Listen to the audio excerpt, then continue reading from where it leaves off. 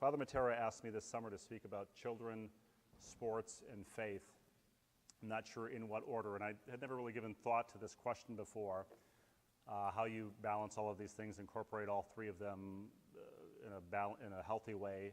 And I mentioned the topic to my wife, and she said, well, why don't you just say I have faith that my children will be good at sports and be done with it. And I said, because I don't, and you don't either. We've seen our kids play sports, and I don't think that's true. But she's in Seattle now, broadcasting a WNBA basketball game today. A lot of my work has to be done on Sundays. But in the case of professional sports, those guys don't have to go to church because church goes to them. They have chapels in Major League Baseball parks on Sunday mornings. The WNBA game that she's doing, they have chapel before every game, whether it's on a Tuesday or a Friday or a Sunday. Players have the option of going. NFL referees, priests come to the hotel and say Mass on Saturday or Sunday morning because they have meetings when they arrive in town on Saturdays, and then they have to be at the stadium early on Sundays. So this question of how to get to Mass and get to the soccer game and do it in a way that works for both their religious education, their spiritual growth, and getting to play soccer or scouting or music, whatever it is that they're interested in. Really, this applies to all of those things. It's really more of an issue for kids and their parents than it is for the higher you get up, the more accommodation you have in these things. My father-in-law, who was here this morning, told me that for the first time this year, the CIAC, the Connecticut High School Athletic Governing Body, is allowing games on Sundays, and that Granby High School just had a football game on Sunday, so it's only getting more and more of scheduling and, guilty quandary that parents have. Gee, I need to get him to this game, but he needs to go to Mass too. So how do we balance all of this stuff is a question. And it's also a modern problem. As I say, it's getting worse. In the 1900s, blue laws, Major League Baseball didn't play on Sundays. It wasn't until 1919 that New York allowed Sunday baseball. Philadelphia didn't have it until 1926. Now, the NFL started playing on Sundays because Saturdays were taken up by college football. And of course, now you can watch 10 straight hours of NFL on Sundays, and that's my plan as soon as I leave here. No. But as Jay mentioned, I have 4 kids, so that's not an option. But how do you prioritize, games and church and faith and all that? And I certainly don't have the answers, but we'll talk about this when I'm done blathering. My oldest is 8, so we're just starting to get into the traveling for games on the weekends and all that. And I saw some kids in church in their soccer gear, and if you're wearing shin pads to church, you've already gotten it, and you know how it goes. But there are historical precedents for this kind of thing, that people that I think we can learn from. Even the most crazy coaches, Vince Lombardi immediately comes to mind, was a daily communicant while winning 5 NFL championships and 2 Super Bowls. The Green Bay Packers, he was going to Mass every day at St. Willibard's church in Green Bay. I've been to that church. I must say, I went there less for the Mass than to have gone to Mass, where Vince Lombardi, St. Vince, went to Mass.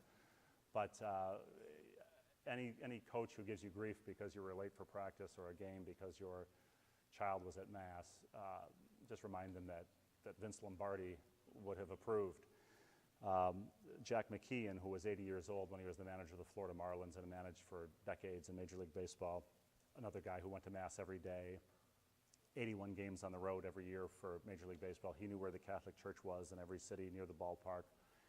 And he tells the story of going into a church near the ballpark one day before a game and lighting a candle, and then seeing Tommy Lasorda, the Dodger manager, also there and also lighting a candle, and then telling Tommy that night how he then went over and blew out Tommy's candle,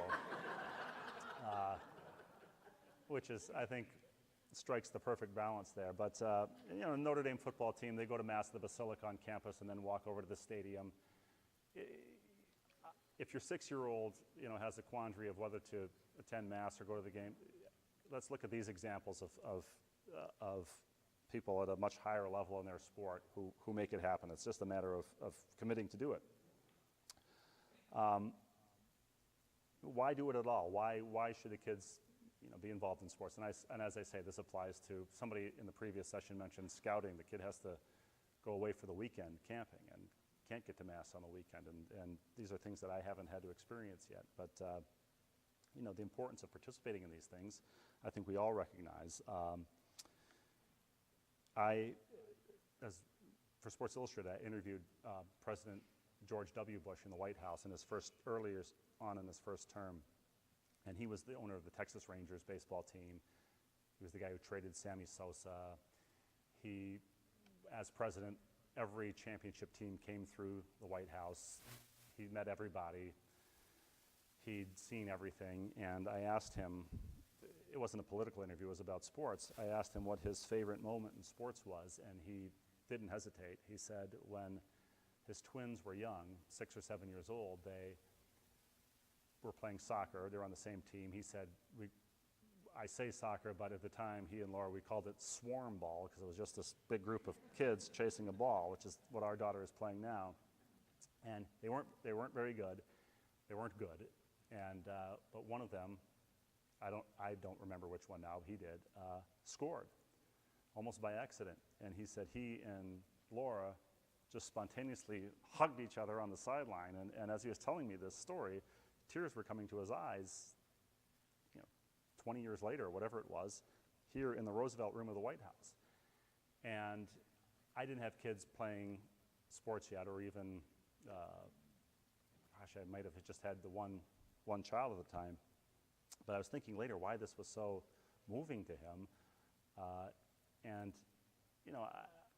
I see it now as a parent when your kids develop and they grow and they get something. Our kindergartner now is starting to read and figure out, recognize words, and you see them develop, and it kind of gives you some glimpse into your purpose here on earth of helping this next generation, whether you have kids, whether you work with kids, whether you helping them grow, and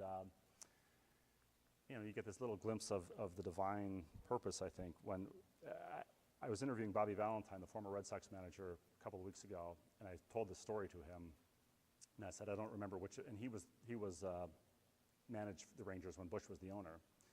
And I said, I don't remember which of the twins it was, and he said, it would have been Jenna, or it would have been Barbara. And knowing that there was, I guess, a difference in the two's athletic ability. And that's another issue that came up in the previous session of, you have one child, I've got a child who's really good at sports and likes it, another one who's not, and how do I make sure that they're happy together and the other's interested in this and that. And all these issues come up that we struggle with. And another story that I'll tell is of a kid who was born in Michigan around the same time that I was, with no right hand. His right arm ended at the wrist. And there's no point in leaving you in suspense, as Jim Addett, the baseball player. But he grew up in Flint, Michigan. His parents were teenagers when he was born, and he wanted to play baseball. His parents suggested he play soccer. He doesn't have a hand. It's going to be, obvious choice. But the kids in his neighborhood played baseball, and he started throwing a rubber ball against the wall and catching it with his left hand. And eventually he'd get a right-hander's fielder's glove, put it under his arm, throw the ball, and get to the point where he could then slip the glove on and catch the ball. And he just got better and better at that, and he grew, and he was a real athletic kid, and he made his little league team. He was dominant on his high school team, both as a pitcher and as a hitter. He hit .476 as senior year of high school. He was drafted. He played in the 1988 Olympics. He was drafted in the top 10, 8th, I think, by the California Angels. And he just kept developing. There was skepticism all along the way of how could this guy play, but he eventually made the major leagues. He 20 years ago this month, he threw a no-hitter at Yankee Stadium against the Cleveland Indians, and I reminded him of that. I mean, not that he needed reminding, but the day of that 20th anniversary, I sent him a message online and said, 20 years, I still have goosebumps from that 20 years ago. And he replied that when he was that kid wanting to play baseball, his parents were suggesting he play soccer, that his father had always told him that more will be given to you than has been taken away. And he believed it. His father believed it. And I just think it was a great example of keeping faith in the face of kind of when it would have been easy not to. Both from his perspective as a kid, but from his father's perspective as well, knowing that there was a larger plan for him, and if this is what he really wanted to do, let's encourage it rather than discourage it. And whatever your child's interest is, I think that's a good lesson.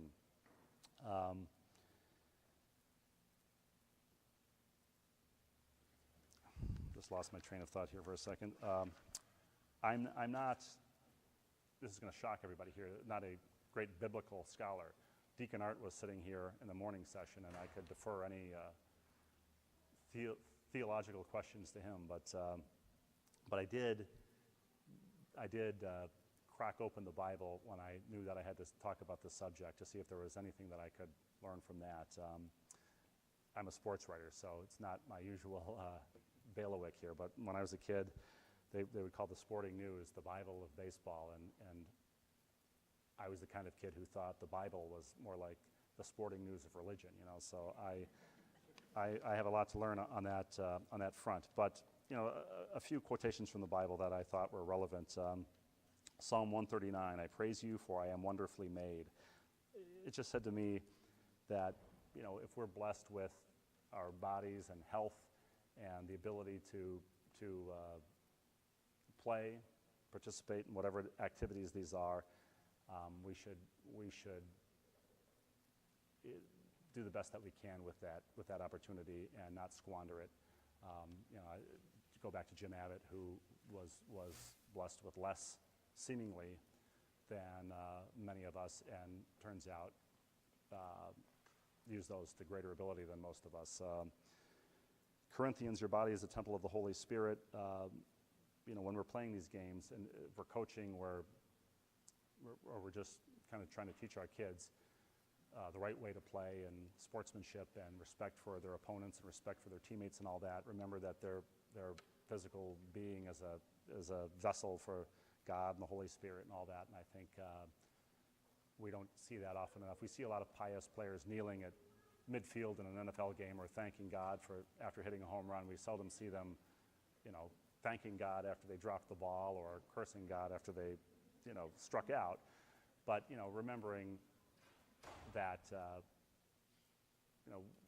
respecting each other, and that our bodies are just vessels for the Holy Spirit. It just makes me think of that. What's the saying that about? Oh, geez. About I'm not. I have a. It's not that I have a soul. I am a soul. But anyway, it'll come to me. And finally, Corinthians. I have to read this one. It's a little longer, but it struck me. Corinthians 9:24. Do you not know that the runners in the stadium all run in the race, but only one wins the prize? Run so as to win. Every athlete exercises discipline in every way. They do it to win a perishable crown, but we an imperishable crown. Thus I don't run aimlessly. I don't fight as if I were shadowboxing. I drive my body and train it for fear that after having preached to others, I myself should be disqualified. And it doesn't take a biblical scholar to realize that that's not talking about training for a prize fight. It's about being morally trained and spiritually fit to win a greater prize than a heavyweight boxing crown. But it also talks about being in that race. If you want to win the prize of eternal life, being in it.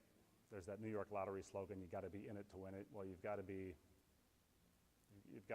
exposed to faith and mass and religious education. The kids need that to,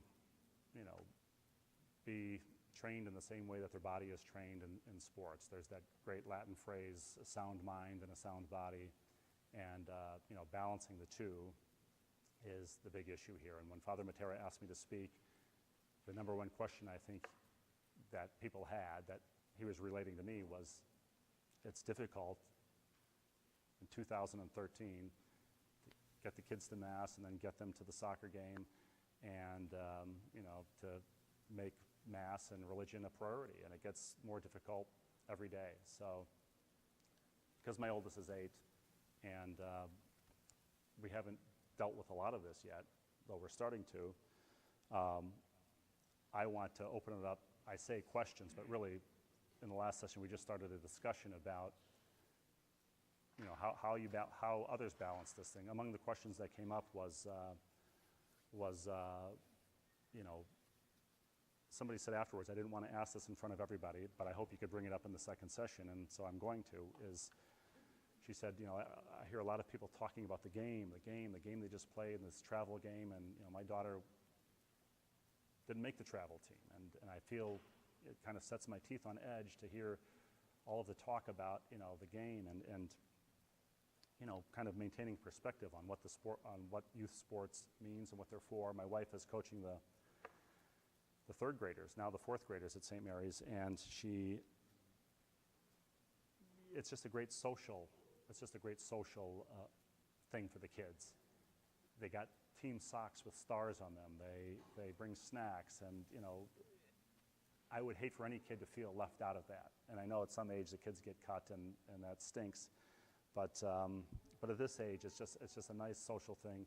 Last year they started out the season winning their first 4 or 5 games, and the assistant coach called and said, gosh, if we go undefeated this year, we got to get team jackets. And Rebecca said, yeah, great idea. And then Mike, the assistant, said, if we have enough money left over, let's get them for the kids too. So, this sometimes means more to the parents than it does to the kids, and we have to guard against that. At the same time, the other sort of lesson that I think I learned from watching her and she learned from coaching the kids is, and this also came up in the last session, was we teach them, right from wrong, and thou shalt not steal and all this. And then out in the basketball court, Rebecca was trying to teach them, you can go rip the ball out of that kid's hand and go to the other end and shoot it. And they're like, what? You can do that? We're told almost all of these things that you're told not to do, suddenly you can do on a football field or a soccer field, and a lot of them have difficulty doing it. A couple of kids take to it immediately, like, I can do that, great. And they're the best kids. But most of them feel like, I don't want to block your path to the basket. I don't want to block this shot. I can't steal the ball from you. It might hurt your feelings, particularly like the 3rd and 4th grade girls. And so it's just, you have all these interesting dilemmas that come up when you're trying to teach kids sports, right from wrong, and sports, and then sometimes the two are diametrically opposed to each other. So, and there was also the question of, somebody asked in the previous session, of what do you tell your kids when their sports hero is busted for any number of, things that you see in the paper. And again, I haven't had that conversation with my kids yet.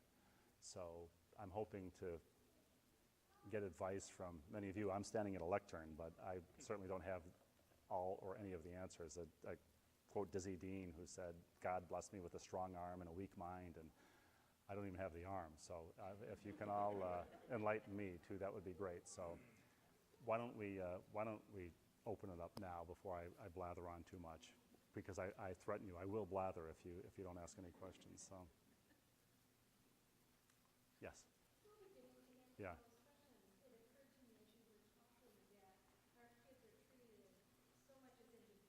Right.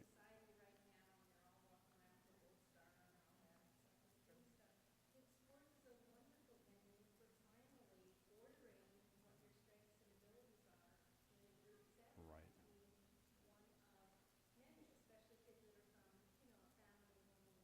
Right.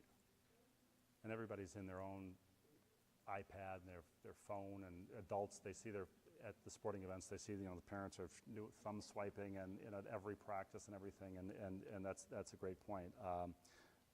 A man spoke to me after the last session, and he said that his son was cut from a 5th grade travel basketball team, and he really wanted to play. He wasn't very good, and he complained to the travel coach about these kids should have these opportunities also. Coach said, and he said this coach was very gung ho. Coach said, then you can always start your own team. So he did, and he said these kids played together 5th grade, 6th grade, 7th grade, and 8th grade. They were a great team, and they had the respect of the travel team, and they beat one of the top teams in overtime, and he said, I'm going to get choked up talking about it now, but all of these kids would have otherwise been deprived of all of these opportunities, social opportunities, the self-esteem of winning games and developing both athletically and maturing as people. And that's 10 or 12 or 15 kids right there whose lives were directly affected and probably permanently for his having done that. And with all the other stuff you learn too, a lot of it I think is baloney. The sports reveal character, the sports build character. No, probably not. In some cases they do, but a lot of that is my wife, played in the Olympics and in the WNBA, and she talks to kids and encourages their dreams. But a lot of what her story was she was a 6'4" woman who liked to play basketball. If she'd been a 5'4" woman who liked to play basketball, she would have had much fewer opportunities, I'm sure. So there is some of that, but the stuff that sports does teach and does encourage, I think, is that feeling of part of a team and growing, particularly as a kid. So at some point, kids have to be cut.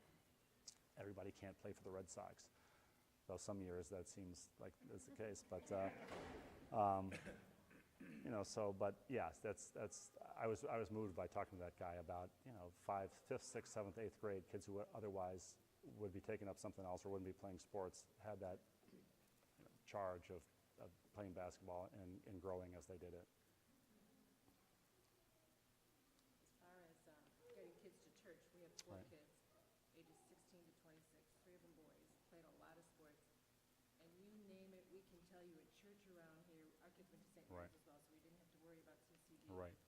Whether it was St. Tim, St. Tom's, St. Francis last night. And the mass schedules, yeah. I mean, you can do it. And Yes. Even if you go to an area where you don't know it, Right. you can get it on your Right. GPS. You can put in religious services, and you can just, we were always finding mass. It's making it a priority, and I hate to be the guy saying this up here because we've failed many times doing that. In fact, my wife's in Seattle now. We have a babysitter taking the 3 younger ones. The oldest one slept over to Mass at St. Terry's right now. So anyway, so I'm the neglectful. But yeah, my family was the same way growing up playing sports, and there was much less of it on Sunday. But my dad traveled all the time for work, and he knew the Catholic church near his hotel in Tokyo, and we're all going to South Africa next summer with him and all of my siblings and his 15 grandkids. And I know that in rural South Africa we'll be going to Catholic Mass next summer. And somebody mentioned scouting in the last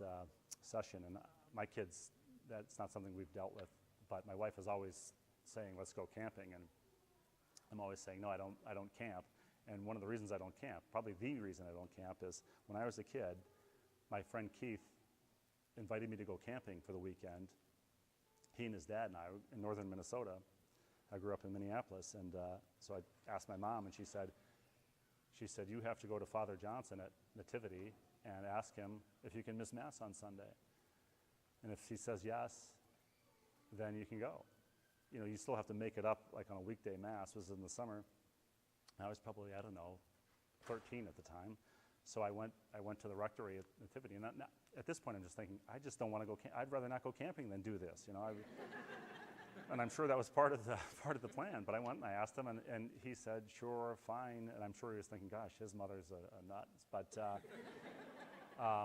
and I went camping, and that cured me of camping, was going camping. But somebody in the previous session asked, how do I make this point to my kids that Mass it's important to Mass. You may have to skip this thing that you have your heart set on to go to Mass, and how do I do it without imposing guilt on them? And so you're asking the wrong person. My mother was not one to worry about imposing guilt on you. That was like the lever that flipped everything. So I don't know the answer, but I know now, today's my birthday, 47, 34 years later, I haven't forgotten having to go to talk to Father Johnson about to see if I could go camping. So, but you're right. People find a way to do it if they want to find a way to do it. So, and I know it's hard. Yeah. Thank you for coming. Well, thank you all for coming. I know this is a captive audience, but I appreciate it nevertheless. So. This subject is like really, really dear to my heart.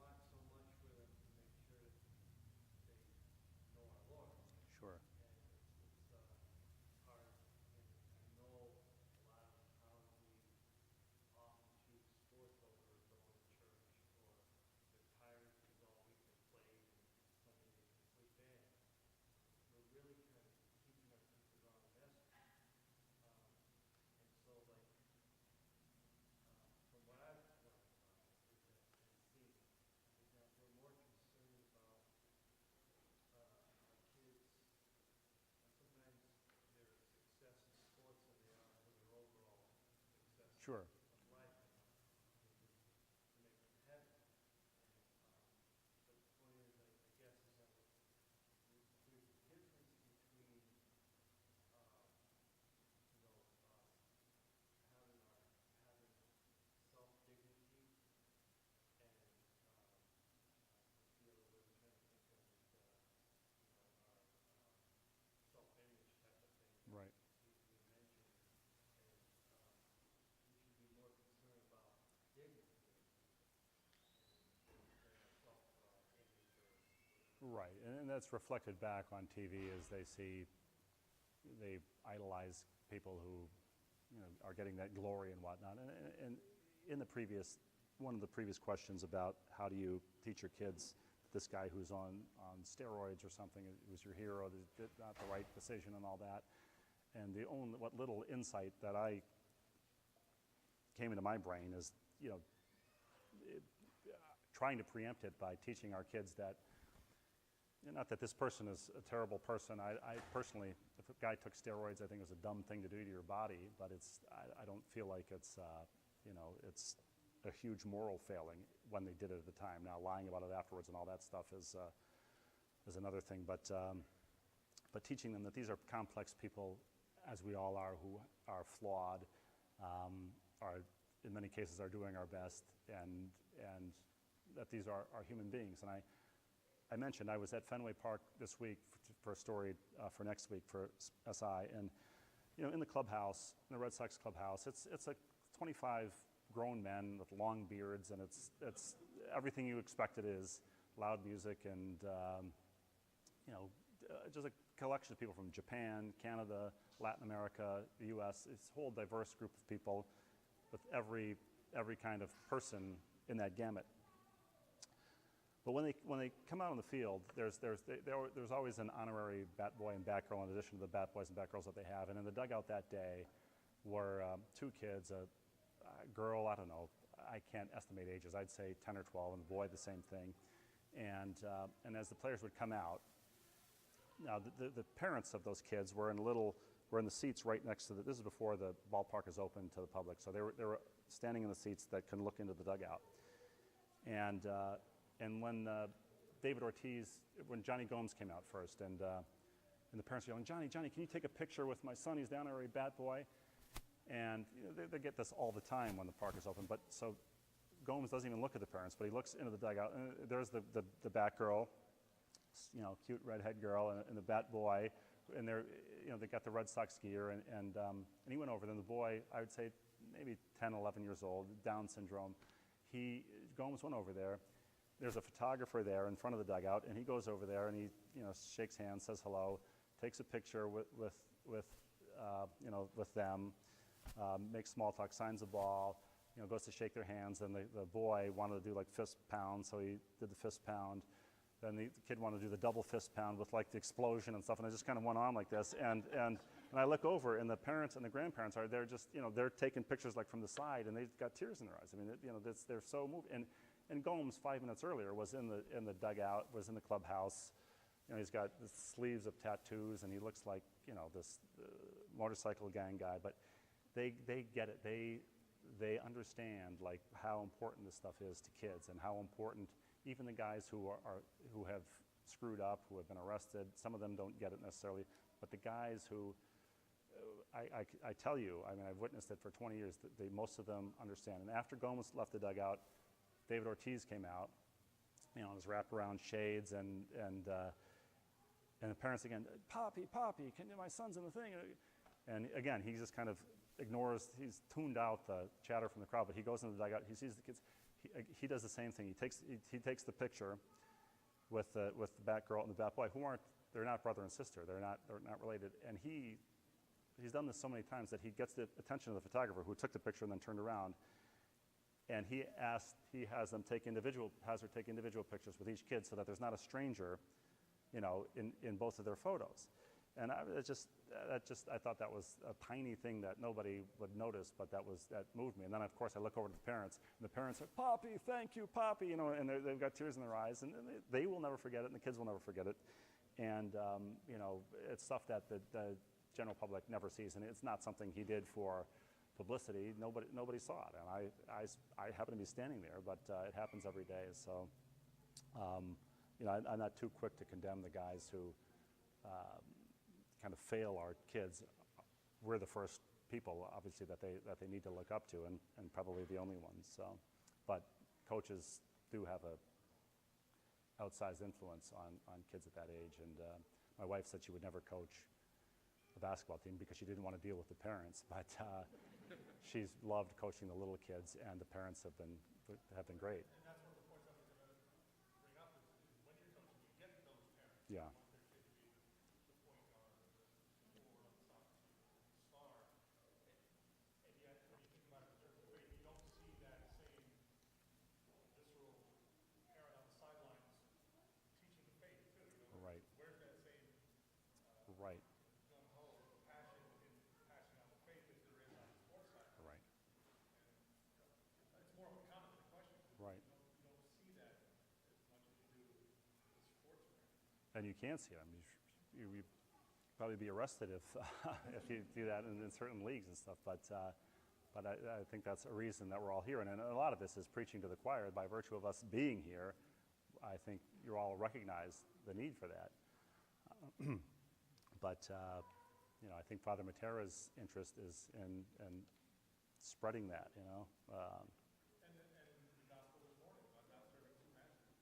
Well, you serve one, you resent the other. And okay, if you're my child, I make you go to church this weekend. Are you now going to hate church? Right. Because I made you miss this game or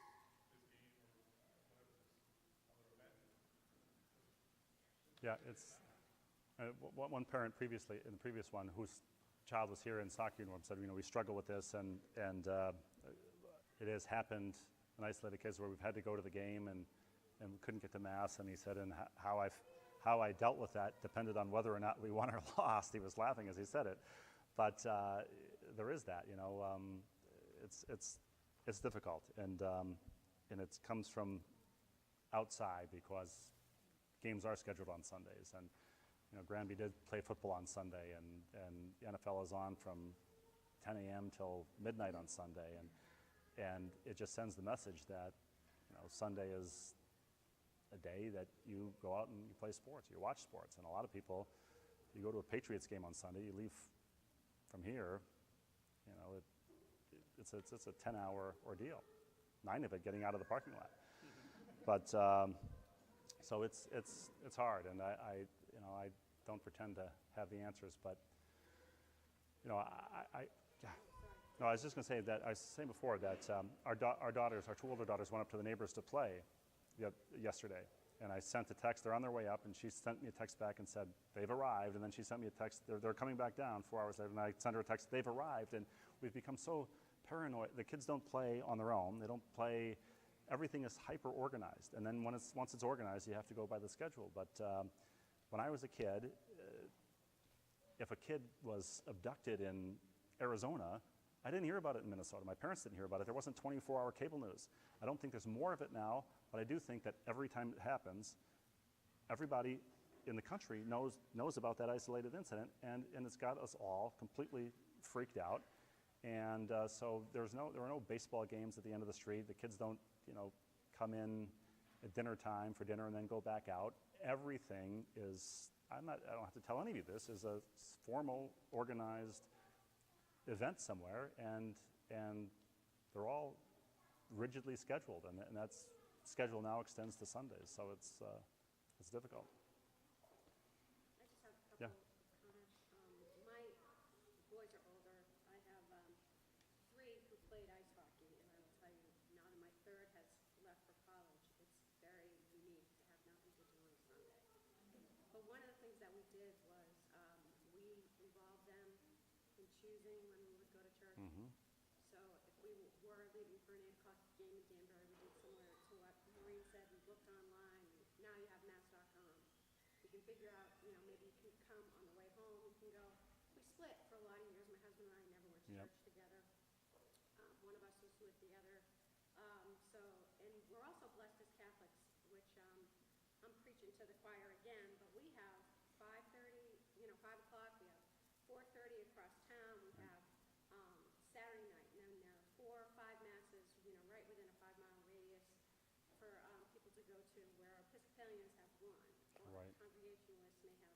too. And it's much easier, and a volume of Catholic churches between here and when you go downstate Right. is a lot huger. So it is possible, but it's hard work. Right. You have to involve them so that they understand it's part of their life, because, as Jay said, if you start telling them, Right. it's another problem. And what you were talking about with professional athletes falling, we had a really, really wonderful instance of living in Atlanta when the Thrashers came to town. And the team was very, very visible in the rinks when the kids were skating. And I remember visibly Ray Ferraro playing with my 2-year-old son and dipping him upside down in the trash can, Right, and kicking right. the tape ball back and forth, and just being a regular Right. dad. And John Smoltz sitting upstairs, watching his son play hockey and having regular conversations Right. with the kids. And so anytime there was a situation where somebody Yeah. really messed up, we would talk to our kids about the fact that they didn't have the same priorities as like Right, Ray did right. or John Smoltz did. So we would give them examples of, like you And, said. and people seldom see them as human beings, you know. Exactly. 7:10 night Red Sox night game. Dustin Pedroia is throwing batting practice at 10 a.m. You know, to his 3-year-old son out there, and nobody ever sees that. But most of them are regular human beings who have the same priorities and you know, love for their children and stuff, and want the same things as the rest of us do. They just happen to have easier access to it with $100 million. But And like you said, there are good ones and there are bad Of ones. course. Just like the kids you meet in school, you're going to have bullies, you're going to have good friends, you know. So you Right. can't hold them to a different standard. Right. They're still just a population of people, right. which is what we try Yes. to cover. But I mean, your son will never forget being thrown in the trash can by a professional hockey player. So you know, Still so talks about it. exactly. Well, the other thing too, when you see these athletes that are doing bad things, it really is up to the parents. Bill Walsh, who used to be a teacher here, tells a great story. He's the oldest of 6 boys. He was playing high school baseball. He was a left-handed first baseman. And is it Richie Jackson? Richie Allen. He was a first baseman. He said, the first hot dog move I've ever seen in my life, the ball took 1 hop, and he caught it and just waited until the runner was right before first base and just gently tapped his Yeah. foot on first base. So the play comes to Bill when he's in high school. He does the exact same thing. His father comes storming out of the stands onto the field and says in front of everybody, you will never humiliate another human being like that again. Turned to the coach and said, bench him. That's great. And I said, what did the coach do? And he said, what's he gonna do? You know, my dad's Right, furious. right. And so the coach did bench him, and Bill's father died last year, and Bill gave a eulogy talking about it's hard to have a real father. There's some quote about a real father or something, and so a lot of times it does fall to us as parents to, That's the kind of little league parent you want, who interferes with the game by telling him your kid's a hot dog. So yeah. The dilemma, we're just getting into this now, and the dilemma is having, it seems like if your child doesn't start to travel, Right. whatever, Yes. at grade 4, they have no future. They're done. Yeah. Yeah. No, it's crazy. It's insane. Going is gonna just create turmoil for our families so that we'll never have Sundays, like for us. Right. It's nuts. Yeah. But then, will our child resent us because we, like, or are we failing her by not, you know, the gifts that God has Sure. given her, we're not. Fully nurtured, and yeah, because they weren't playing a 9 a.m. Sunday travel game in Wethersfield or something. I know. This came up this summer. I did a story. I talked to all the top guys who played designated hitter in Major League Baseball. It's been a rule that's been in place for 40 years now. So Ortiz, a guy Edgar Martinez, who's probably the best ever to play that position. And you know, I asked him if he missed baseball. He retired a few years ago at age 41, 42, and he said, well, you know, I played the game since I was 11. And I thought, what? You played the game since you were 11? I mean, yeah, he took it up at 11, and you couldn't do that now. I mean, this is a guy, he didn't make the major leagues until he was 27. Didn't really become a great star until he was almost 30. But by 11, you know, forget about it. Your ship has sailed, you know, and what a shame, because there's a million guys like him who, you know, you don't have to get on a travel team when you're 7, 8 years old to do that. You know, my wife has always said, like, if our kids are good enough in the driveway, they will be good enough later on. And she's talking about in high school and college. If they're not, fine, who cares? Rebecca was a 6'4" athlete in high school, but she was also played saxophone in the band, so she wore the hat that made her like 6'9", you know, the furry hat. And if that's what our kids want to do, you know, then good for them. And you know, I have faith that my kids will be good in sports. No, we all want our kids to be happy and you know, to be good people. So the whole culture of you got to get on the travel team in 3rd or 4th grade, it just drives me crazy. And as of now, we're sort of opted out of it. So.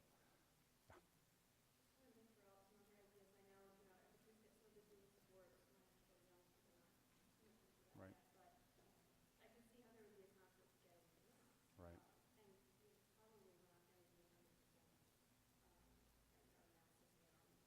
Sure.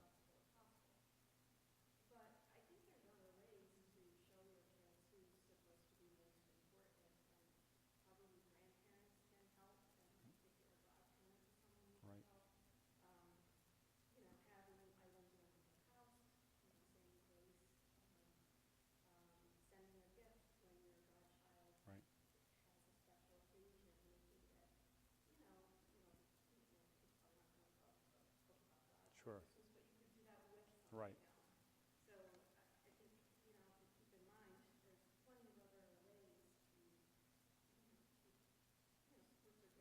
Right. Sure. Absolutely. And the kids, the little kids they're paying attention. The scary part is they're paying attention, you know, to the bad stuff that you're doing, and they're paying attention to the good stuff. Our son, who's in kindergarten, can't stand going to mass, needless to say.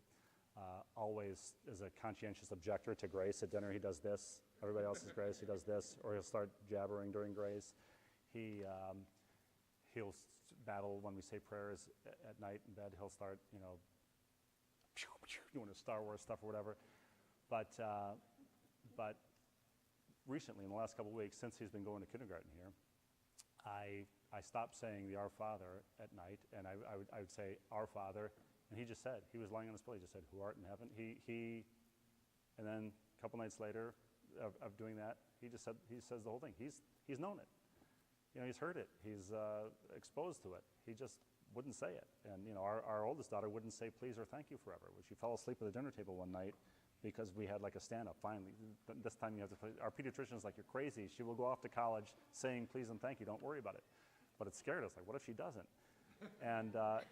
And same thing. You know, they are paying attention. Now, they've said some bad words too that they learned from Dad driving and stuff. So my sister will say, like, my daughter will say, like, look at this knucklehead, you know, as we're driving. And I said, my wife's like, you know where she gets that, right? So, but you're right. You know, it's not just mass. It's most importantly, as everything else, is it's at home. So you know, they're born with kind of faith and you know, innocence, and they almost have to unlearn it. My daughter, a couple years ago, we were driving, and one of my daughters said, "Who made all the trees? Like, where did all the trees come from?" And I said, "Well, God made all the trees." And we're driving along, and she said, "Well, where did He get the wood?" And I mean, it's one of these, it's constant in these questions. And I said, she'd been there with me, so I said, "Lowe's?" And it's kind of, you know, satisfied her. But they really, you know, they have it. They almost have to unlearn. It's like racism and sexism and all the kind of bad stuff. They're not born with it. You know, they learn it. They learn it from their parents and from grown-ups. Kids they don't have it inherently. So.